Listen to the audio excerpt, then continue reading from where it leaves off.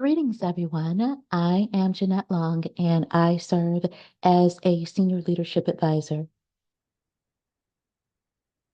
For this assignment, I had the opportunity to interview Shelley Atwell Vasco, a senior leader at Truist Bank who guides teams across organizational initiatives. Our discussion focused on leadership communication, specifically how leaders create alignment, navigate pressure, and sustain effective team dynamics.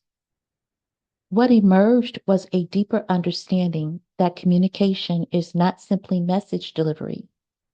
It is the process of creating shared meaning, setting expectations, and making constraints visible.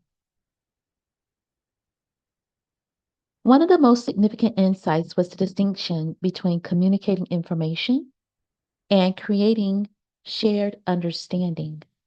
Shelley emphasized that leaders often assume communication is complete once information is delivered. Instead, she framed communication as a responsibility to ensure that meaning is actually received and interpreted as intended.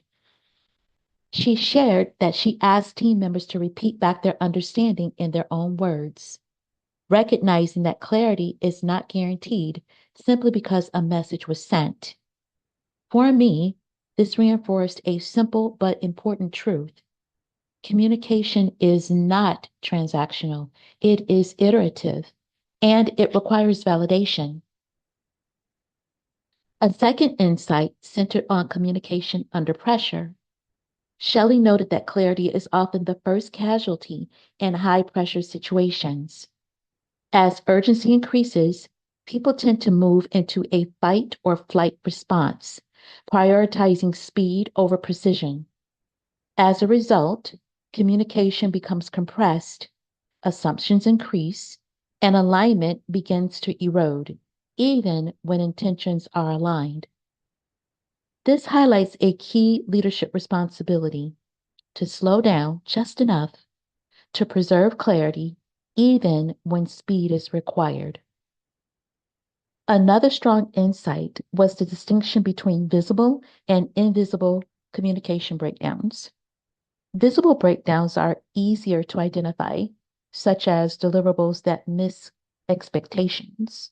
However, invisible breakdowns are more subtle and often more concerning, such as side conversations, confusion across meetings, or growing dissension among team members. These signals suggest that a misalignment exists beneath the surface, even when work appears to be progressing. Shelley also highlighted the role of culture and psychological safety. In environments where messaging feels negative or threatening, communication can become distorted. Leaders, therefore, must create spaces where individuals feel safe to ask questions, clarify expectations, and raise concerns. She also noted the importance of creating multiple pathways for communication, both direct and anonymous, to encourage upward input. Ultimately, communication is not only what leaders say, but whether others feel safe enough to respond. Beyond the interview itself, the interaction with Shelley provided an additional learning opportunity for me. While timelines were discussed and confirmed, constraints were not fully surfaced in advance. From a theoretical standpoint, alignment appeared to exist. In practice, it revealed a gap between agreement and true shared understanding. As someone who operates with a strong project management orientation, I view early constraint signaling as essential to maintaining alignment. What this experience highlighted is that not all professionals operate from that same assumption.